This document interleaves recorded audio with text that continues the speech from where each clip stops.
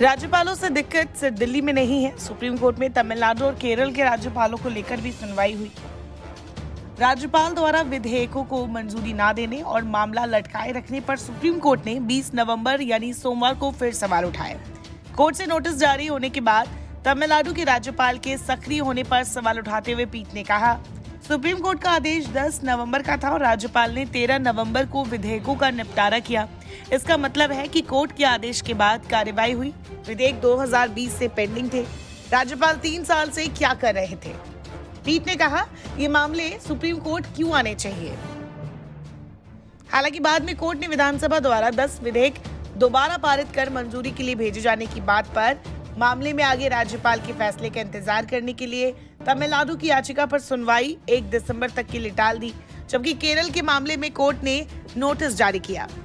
वहीं इस मामले में कांग्रेस के पूर्व वरिष्ठ नेता कपिल सिब्बल ने भी सवाल उठाए। उन्होंने ट्विटर पर लिखा, गवर्नर्स मतलब सालों से बिलों को क्लियर ना करना, नंबर 2 राजनीति करना, नंबर 3 सुबह सुबह मुख्यमंत्री का शपथ ग्रहण, नंबर 4 विपक्षी सरकारों को अस्थिर करने का प्रयास करना, नंबर 5 सार्वजनिक रूप से आरएसएस के प्रति निष्ठा की शपथ लेना और नंबर 6 संवैधानिक मर्यादा का उल्लंघन करना। इसके आगे कपिल सिब्बल ने लिखा, क्या हमें उनकी बिल्कुल आवश्यकता है? बता दें, कोर्ट ने केरल में राज्यपाल पर विधेयकों को मंजूरी न देने और लटकाए रखने का आरोप लगाने वाली केरल सरकार की याचिका पर केंद्र सरकार और राज्यपाल सचिवालय को नोटिस जारी कर जवाब मांगा है। कोर्ट ने मामले को 24 नवंबर को फिर सुनवाई पर लगाने का आदेश देते हुए अटॉर्नी जनरल से मामले की सुनवाई में मदद करने का अनुरोध किया। आदेश सीजेआई डीवाई चंद्रचूड़ की अध्यक्षता वाली 3 सदस्यीय पीठ ने तमिलनाडु और केरल सरकार की याचिकाओं पर सुनवाई के बाद दिए।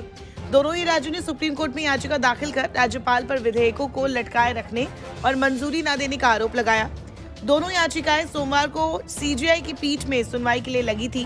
पहले केरल सरकार की याचिका का नंबर सुनवाई पर आया। केरल सरकार की ओर से पेश वरिष्ठ वकील के वेणुगोपाल ने कहा, राज्यपाल के पास 8 विधेयक 7 से 21 महीनों से मंजूरी के लिए पेंडिंग है। राज्यपाल के विधेयकों को मंजूरी न देने से लोगों के अधिकारों की अवहेलना हो रही है। तमिलनाडु की ओर से पेश वकील ने राज्यपाल द्वारा 10 बिलों को वापस करते वक्त कोई कारण न दिए जाने का भी मुद्दा उठाया।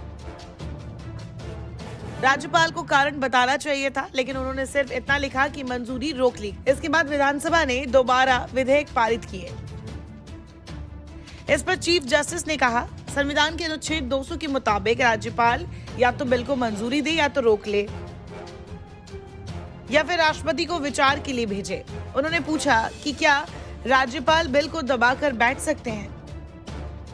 इस पर अभिषेक मनु सिंघवी ने कहा, नहीं, अनुच्छेद 200 के मुताबिक उन्हें जल्द से जल्द वापस भेजना चाहिए। राज्यपाल के पास पॉकेट वीटो नहीं हो सकती।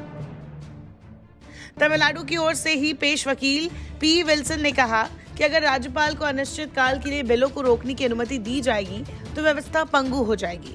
इस पर चीफ जस्टिस ने पूछा कि क्या बिल दोबारा पारित होकर आने के बाद राज्यपाल उन्हें राष्ट्रपति को भेज सकते हैं? इस पर भी अभिषेक मनु सिंघवी ने साफ किया कि नहीं, अब उनके लिए रास्ता नहीं खुला है।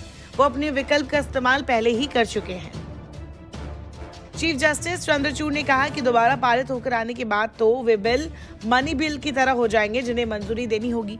हालांकि पीठ ने यह भी कहा कि कभी कभी ऐसा हो सकता है कि विधानसभा ऐसा बिल पास करे जिसे पास करने का उसे अधिकार ना हो या वो सक्षम ना हो। जैसे आयकर के बारे में बिल पास कर दे तो राज्यपाल कह सकते हैं कि विधानसभा को ये बिल पास करने का अधिकार नहीं है, लेकिन बहुत समय तक बिलों को पेंडिंग रखना ये अनुचित है और इसके लिए अब सुप्रीम कोर्ट ने केरल सरकार से जवाब मांगा है। नमस्कार, मैं हूं मानक गुप्ता। अगर आपको हमारा ये वीडियो पसंद आया हो तो इसे लाइक और शेयर जरूर करें और हाँ, हमें सब्सक्राइब और फॉलो करना ना भूलें ताकि आप देश और दुनिया की कोई खबर मिस ना करें। तो जुड़े रहिए हमारे साथ और देखते रहिए न्यूज़ 24।